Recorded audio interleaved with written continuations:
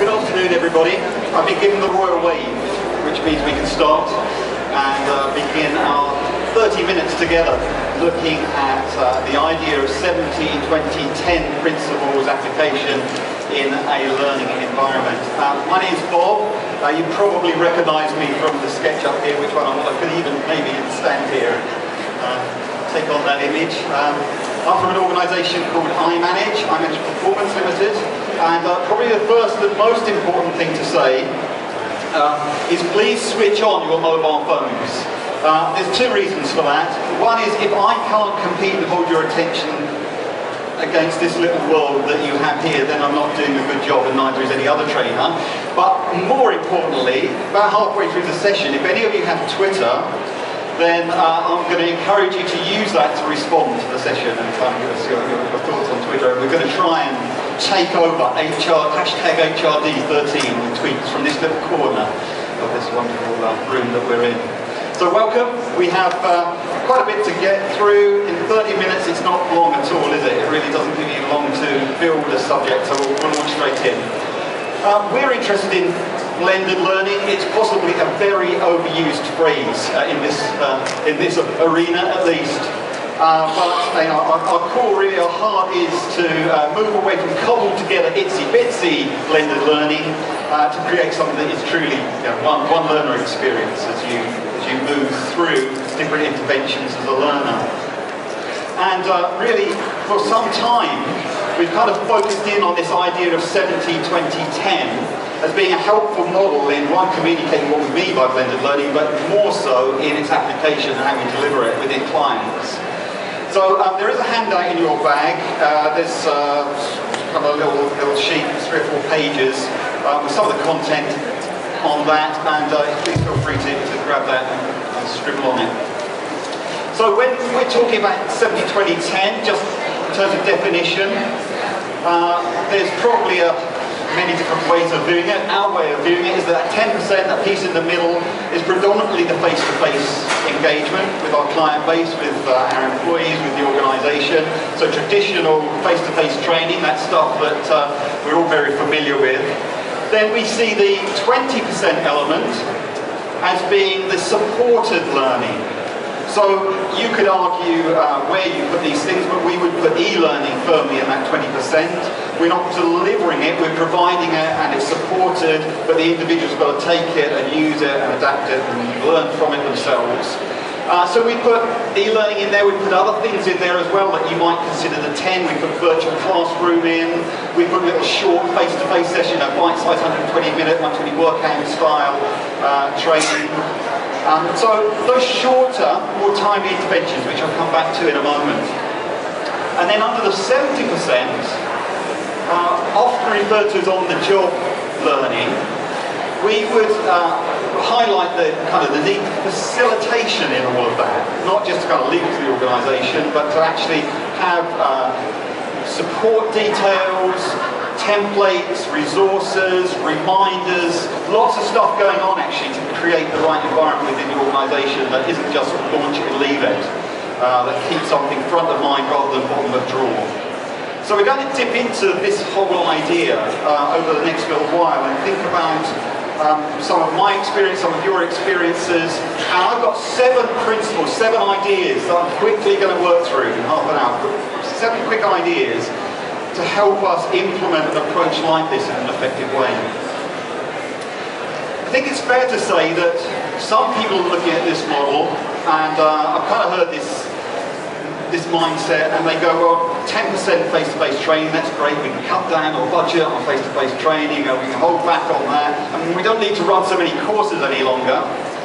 And then, of course, the 20% piece, the thing I tend to hear is, oh yes, we've bought this kind of vanilla product of somebody, these courses, it doesn't matter that it's not quite our house style, in a completely different colour actually, and it doesn't matter that it's not our font, we can live with that, and it doesn't matter that they're not our models, and it doesn't feel like ours, but we've got e-learning, and we launched that within the organisation, and we've left it for everyone to take. And then the 70% can be even worse. It can be, we're creating a learning culture, and we've told everyone they've got to be responsible for their own learning so they can go on and get on with it. And that's it. That's the application of a 10-20-70 model in some organisations where I've witnessed it. Well, I'm not sure that any of that's over helpful actually. It's certainly not that helpful if you're like this gentleman turning up at the parachute school to be told that it's the 70% learning that comes first to stick his parachute on and get in the plane because it's all about experience and jumping out. Well, we're going to kind of look at that and try and think through, well, really what does it mean to implement a good blended approach in our organisations? I think there's a couple of problems. Let's just talk about this for a moment. First thing is, your average bod, this is probably average bod because I've got hair and I haven't, but your average person within an organisation is incredibly busy. I mean, don't need to articulate that, that's obvious. I also suspect actually they're getting pretty fatigued and tired. That's what I hear a lot. People working very long hours, very worn out actually. So that's something that we've got to deal with because just handing learning out, people have got too many other things to worry about, so they're not necessarily going to engage with it. Then, another problem that perhaps seems evident here is the idea that people want the information at the point of need.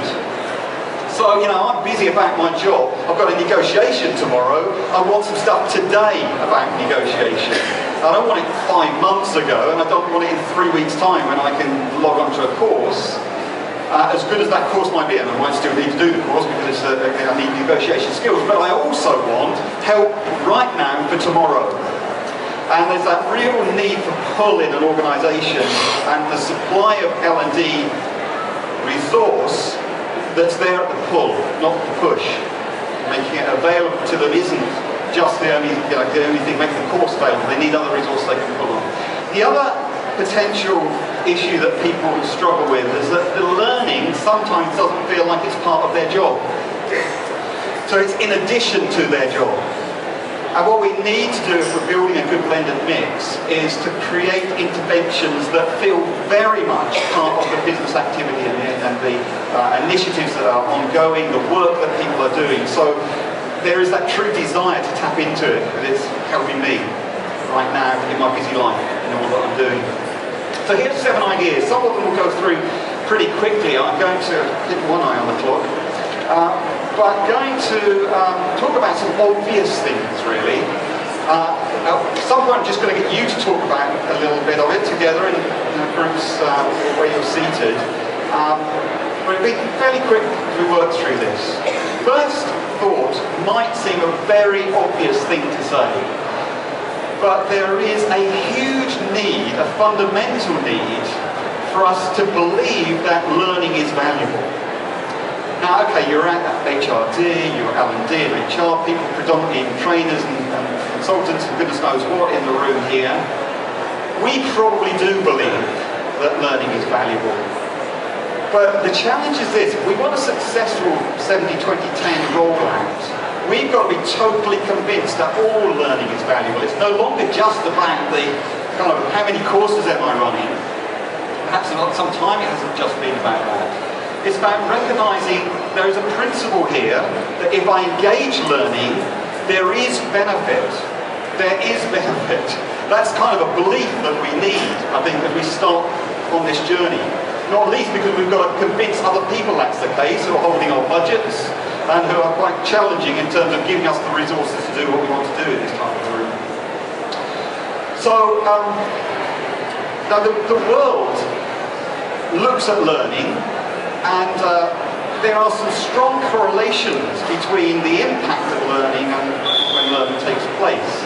And I think as L&D professionals in our organisations, we should start 70-20-10 by articulating this, proclaiming some of this, being a bit evangelistic about some of this. This graph here, probably can't read the key.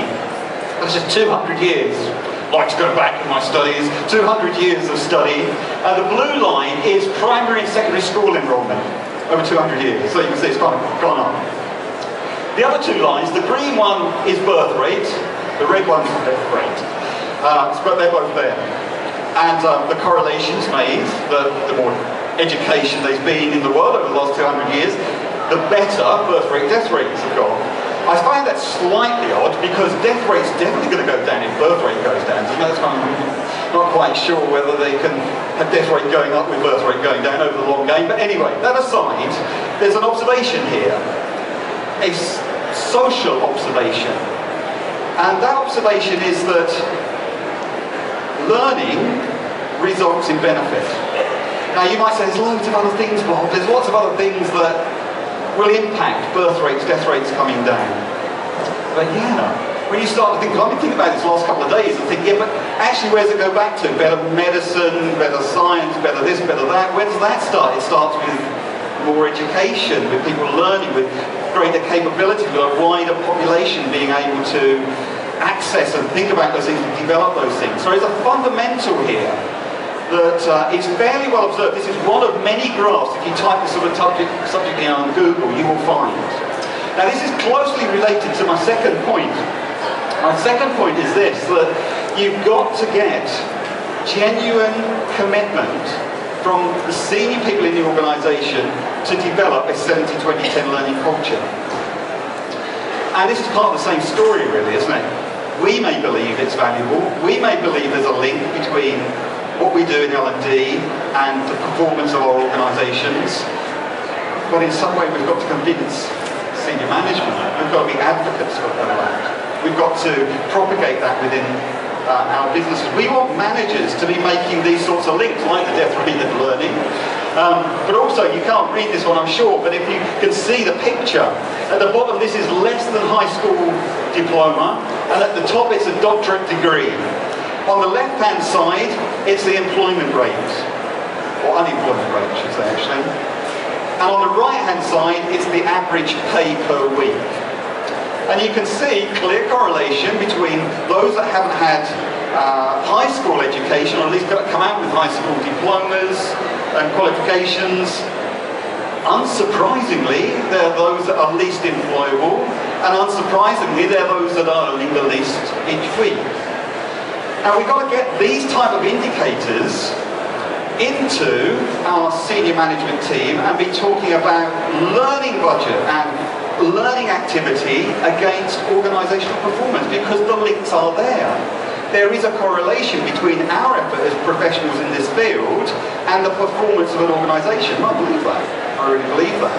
But I think we as a community probably aren't communicating that well enough within our organisations. And if you want a true learning culture, you've got to do the propaganda.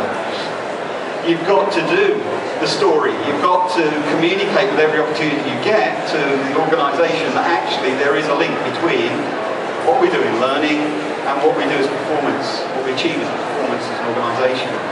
So two things that may be obvious, but I think important as we begin this topic and start to unpick it a bit more. The third idea that I want to talk about is the idea that we don't skim on that 10% piece, so the face-to-face education. A 10-20-70 model actually is the reverse of cutting back on the face-to-face. It is actually about finding the best educators you possibly can to truly engage the organisation. Some of you might have a story like this. I've got two. My eldest daughter loved history at school. She enjoyed history. She'd talk about her history teacher goose-stepping around the classroom and they were talking about the Third Reich. I had a teacher at a parent evening and met that teacher, and by the end of it I wanted to be on the history class. She left high school with her GCSE in history, went to college A-level to do her history, and by week 2 she hated history. She did not want to do history ever again, and she only ever did it at AS. She didn't go on to do A-level. My son loved PE, like many sons I suppose. At GCSE level was hugely enthusiastic about PE. He had a teacher who was motivated, an ex-England rugby player, enthusiastic, caring, truly caring about the individuals too. He left GCSE school, went to college. Guess what happened? Within weeks, PE at A-level was a nightmare. Now you might say, okay, well, the syllabus changed, there's that sort of thing, they're now going to have to cope on their own, it's not quite so easy as GCSE level, all of that. But I put a big wad of money on the likelihood, having met them, that it was down to the educators. Now, it might not be at all, but the 10% here is something that we've got to use to energise and enthuse the organisation and get them walking away from even a bite-sized face-to-face session going, that was brilliant. I want to do something different as a result of that, and I'm interested in some of this 20% stuff that you're offering to the organisation. You get this bit wrong, nobody's going to want to engage in the other bit. You enthuse people with this bit, and the other bit starts to come to life as well. So 10%, can't skip on that. What's the time? It's rushing. Number 4. Hey, I hope I'm not confusing anyone with the maths here. 20% is twice as much as 10%. So here we are. We've got support resources. We've got those things that we're putting into place that are 120 workouts we call, and maybe some virtual classroom stuff, live real time online, maybe some e-learning, some good quality engaging e-learning, maybe coaching and mentoring I would potentially put into this 20% piece as well. The model says 20% of the learning has to happen in this space. That's the idea of the model. That's a lot. That's not just putting something up and leaving it there and hoping it does the trick. It's taking high quality 10%, there might be less of it, but the quality's up. And it's then putting some high quality 20% supporting resources that are there at the point of use when I want it, when I need it, as an individual in an organisation. Fifth idea, again complicated maths. What's 70%? That's 7 times the 10%. So this is not about setting up some resources and leaving it and just putting it to one side and saying to the organisation, hey, there's a pool of support resources here, help yourself to it, or even worse than that, saying, okay, you get on and do your own on-the-job learning. The key here, in every way, is that it's facilitated learning. That we're still putting effort into this whole idea that actually we've got those short, punchy interventions, but we need the organisation to want to engage with it. And that actually means that we've got to do some different things. So typically, along this 70% piece, we would encourage clients to design and implement a complete marketing campaign, as if they were marketing products within their organisation or externally to their marketplace. We would develop and put content together that springs up on their screensavers or posterware, traditional stuff that's around the organisation that keeps things front of mind rather than bottom of drawer. Because the more we do that, the more people remember that we've got a learning culture and trying to create a learning culture, and the more they will remember that actually there is a resource there on negotiation that I want and can tap into at that particular time. So that may look like any number of things. Here's a little example. Recent example for us at Appraisal Matters was Royal National Orthopaedic Hospital's performance management process, an acronym with Matters, but this is a screensaver example where periodically one of the ideas about writing a SMART objective, having a verb, target area, having a measure, having a time, writing that out as a sentence, create a SMART objective, that just comes up on the screensaver. Along with other things, of course, and other ideas, but it's just keep on seeding that content, keep on giving little snippets, keep it alive, keep it front of mind. Incidentally, keep it within your house style, within your own content style. These little green bits, the Royal National Orthopaedic Hospital knows what they mean. That wasn't a piece of, kind of clip art pinched from somewhere. Needs to feel like their own, needs to recognise it and understand it as their own. So, with all of that said, here's a quick discussion thing. This is like 2 minutes discussion for you both here, just where you're seated with the people you're with. I've got a couple more points, point 6 and point 7.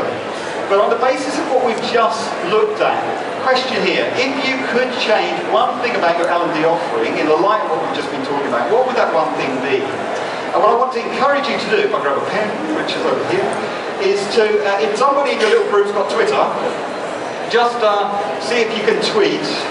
Okay, so those of you who've got Twitter will understand this. At iManage tweet that, and just because we want to have it echoing around here, type in #HRD13, and then underneath that, put what that one thing is. If you've still got something to tweet, do that, that's great. Here's a sample of what you've been saying in the last couple of moments. There's Paul, thank you for the comments. But apart from that, it says getting more people involved. So branch out beyond L&D and involve the organisation. We've got somebody here saying, Zoe is talking about being clear about the delivery plan and getting that sorted out. We've got seeding more content for Ray.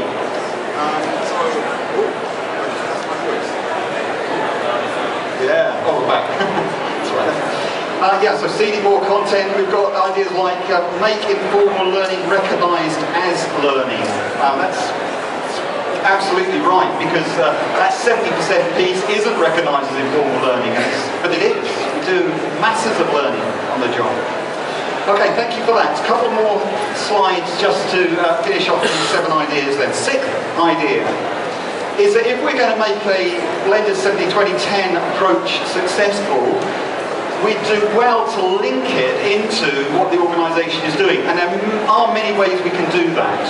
It needs to become an integrated part of everything else. Now, one idea here, which I'm a bit passionate about, is linking it firmly into the performance management system within organisations.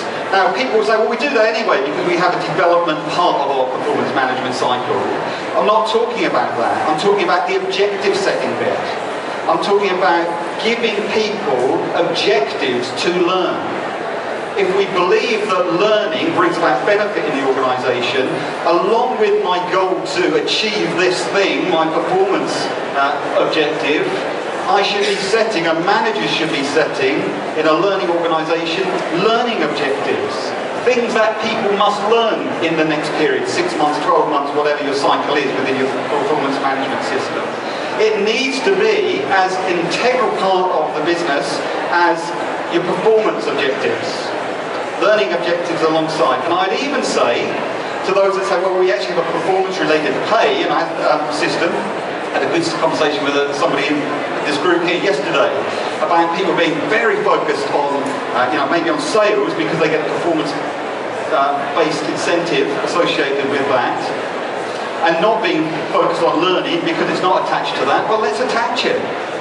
Why can't we reward people if we've got performance-related pay within our performance management system based on learning outcomes as well, based on taking on new skills, carrying out different learning, even if I can't one-on-one say that course created that change. The fact that they've done that course over 200 years says education builds better people, and therefore let's start to reward that and treat it with the same respect as we treat performance objectives in the organisation. That's 6. 7, nearly done. It's a good job because it's nearly fast.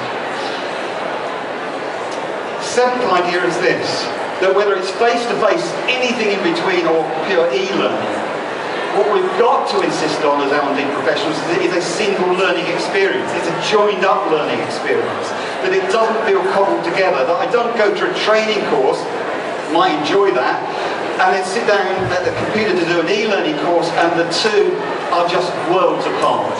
They don't look the same, they don't sound the same, they don't have the same style, they don't have the same models, they don't have the same content.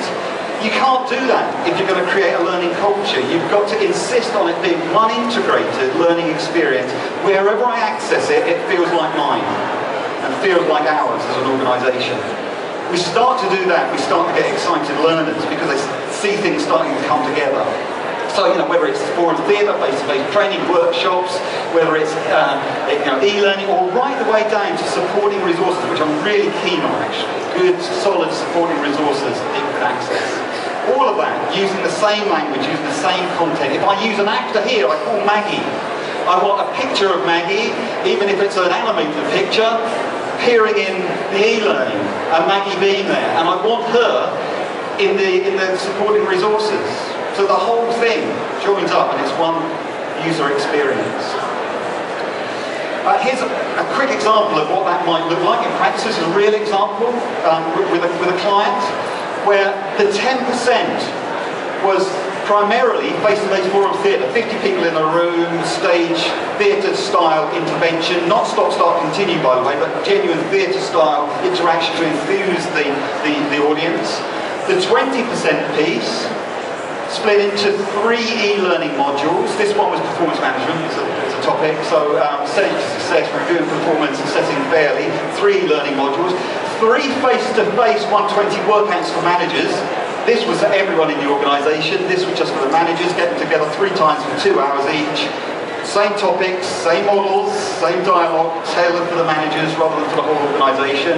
And then we're into the 70%, e-reference resources, vidcasts, podcasts, templates, processes, all those things hung in the LMS, but not just hung there, because out here we've got a complete marketing strategy. A marketing strategy, keep it fresh, to keep reminding people it's there, keep drawing them to it, to keep that whole thing front of mind rather than bottom of drawer. So that's kind of in practice way a good example of 10, 20, 70 training might look like around a particular program. So my time's gone. This handout that you've got here, this is our website. If you click on that button on our website, there's no email needed, you just click on it, you'll see this page. That page is loads of hints and tips, but right at the top there's the PDF that you're holding. You can click on that and download this PDF if that's of use to you. So bear in mind that's there. Secondly, I'll go to this button, the I think button. It's somewhere down the page. I scrolled up to make it the top, but there's another document there on 2010 learning. You can just click on that, it's yours to have, along with lots of other resources. So here we are. It's 30 minutes not very quickly. Sorry, it's all such a rush. But I will tweet that at BB Bannister in a moment. It's Bob Bill, BB. Bob Bill Bannister. I'll tweet those links in a second if you want to link in on that. Otherwise, 6 good principles to help bring that learning to life, create a learning culture in 10, 20, 70 modules. Thank you very much for your time. It's very sweet. Stand 441.